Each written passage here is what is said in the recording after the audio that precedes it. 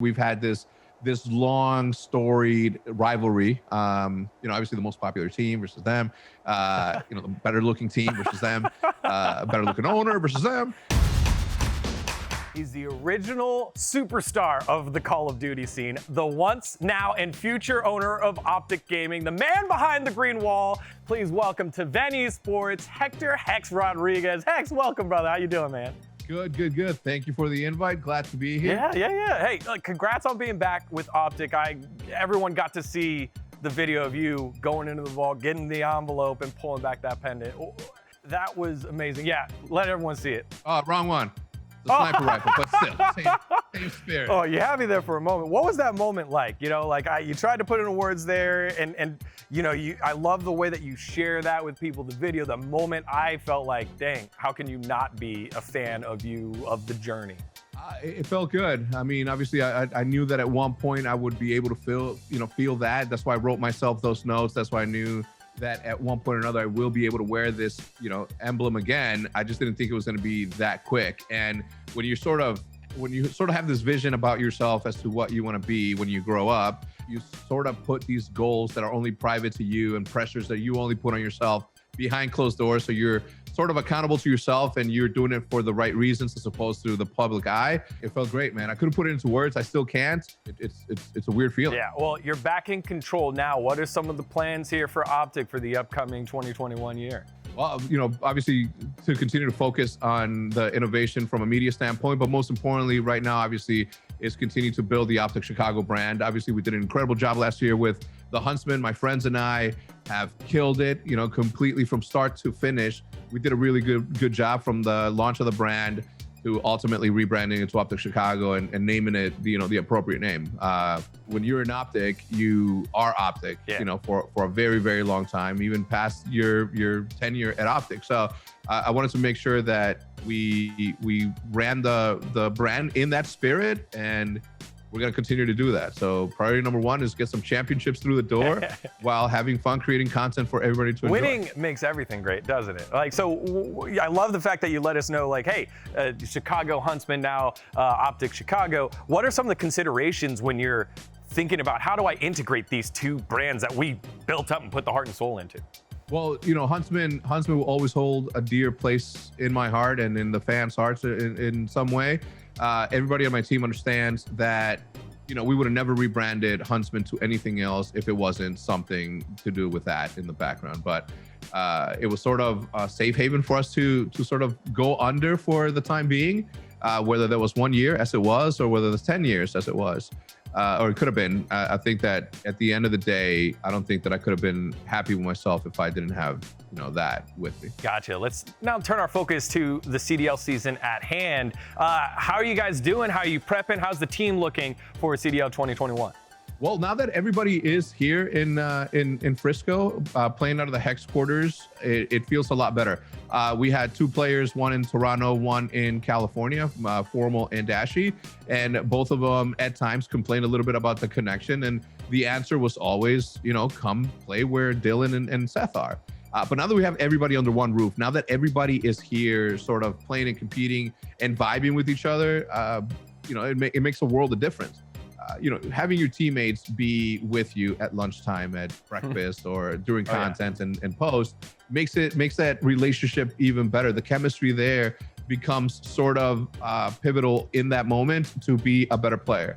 And because of that, I think that we've been doing really well. I mean, I don't take too much pride, or I don't put too much focus on scrims, but if anybody, puts them as an indicator, we've been doing really, really well. So everybody that we're competing against needs to watch out. The numbers don't lie, and yes, there's scrims, but they're taken very seriously by everyone. So if we're going off of that as a key point indicator, well, guess what?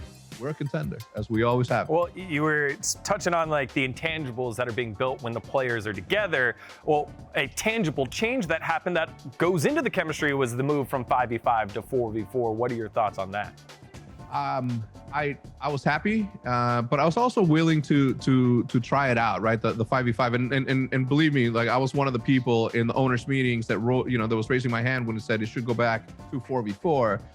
But had that not been an option, I think the 5v5 would still be a little bit too messy, just too much stuff going on at once. And going back to 4v4 is, the roots of console Call of Duty. Now that we play on PC, it's sort of the same thing, but the chemistry that has been built for the past decade plus in competitive Call of Duty, this lends itself to be one of the most competitive modes that we've ever played.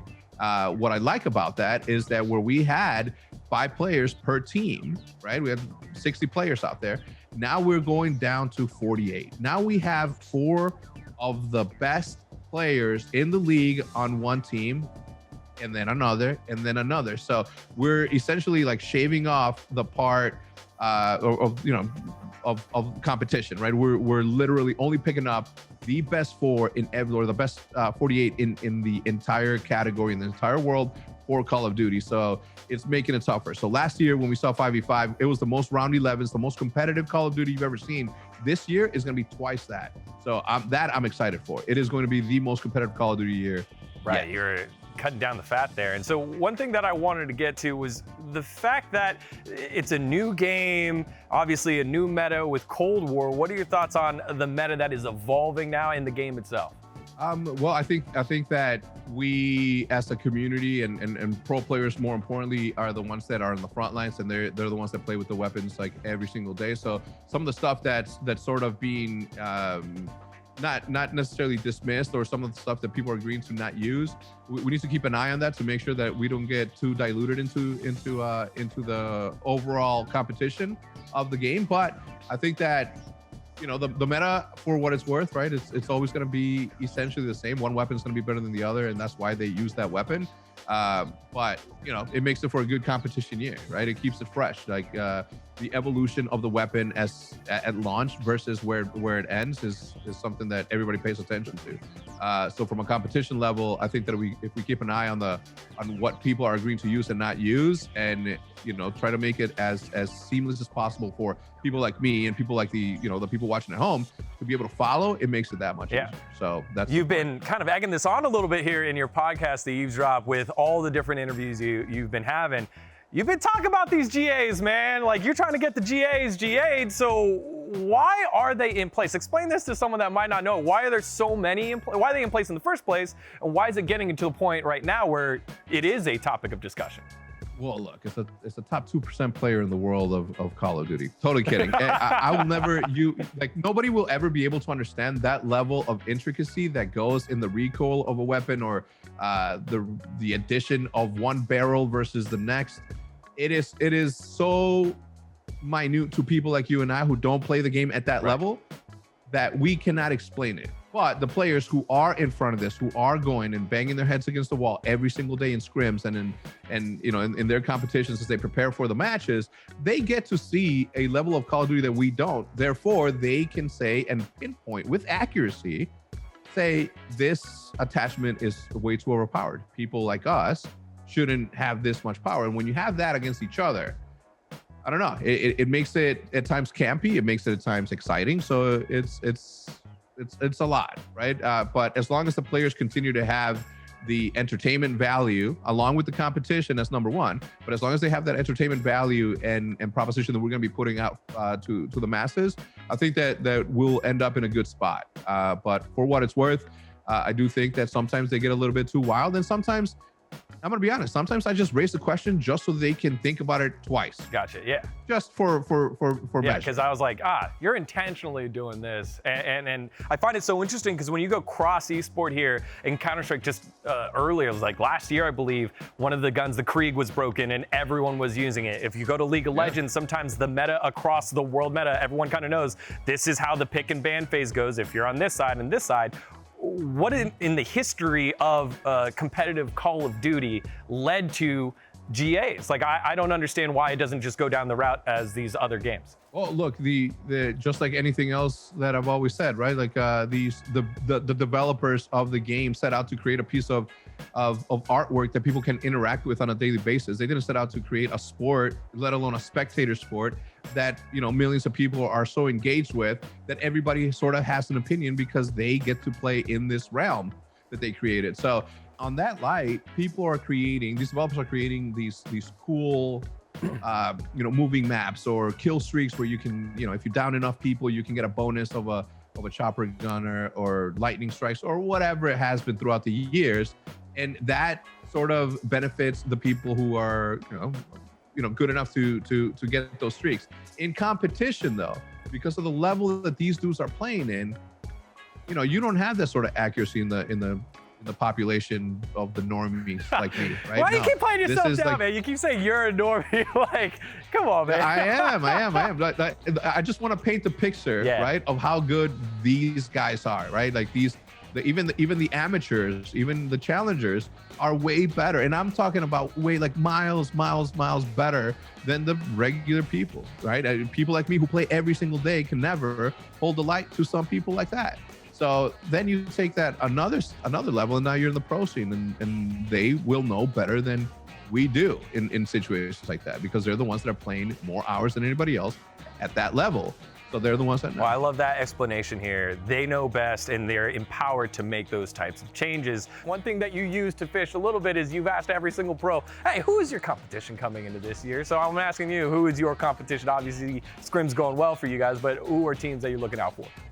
Always, obviously, the champions from the year before, in this case being the Dallas Empire. H3CZ being the owner of Envy and Empire, and me, obviously, with Optic, we've had this long storied rivalry. Obviously the most popular team versus them, the better looking team versus them, better looking owner versus them. And it's always been good. So Empire, definitely, they're the world champions. They're the ones that everybody's looking out for. They do obviously very well.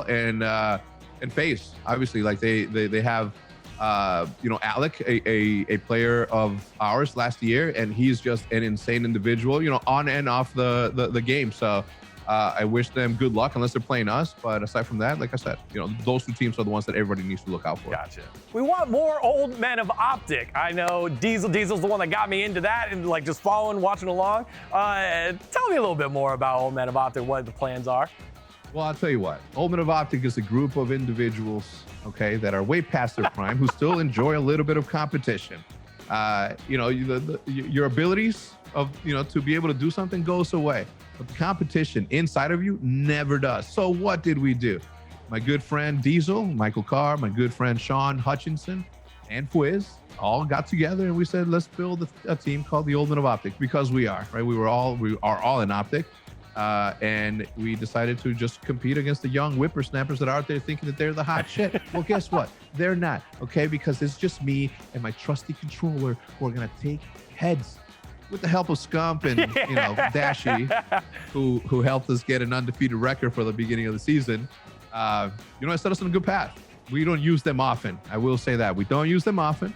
But when we do, it's always a good time, and it makes us care more about the record, so it makes us play better. So it was good. All right, hey man, I can't wait to see what else you come up with every time that you make an announcement. It's always fun to see the innovation that comes out of that amazing brain of yours. Thanks for spending time with us, Hex. Thank you. Well, that's the end of our video. You want more though, right? Thought so. Good thing YouTube makes it so easy to watch more VENN Esports. Easier than keeping me in frame. Whoa. Whoa. While you're watching me dodge around, click on these videos.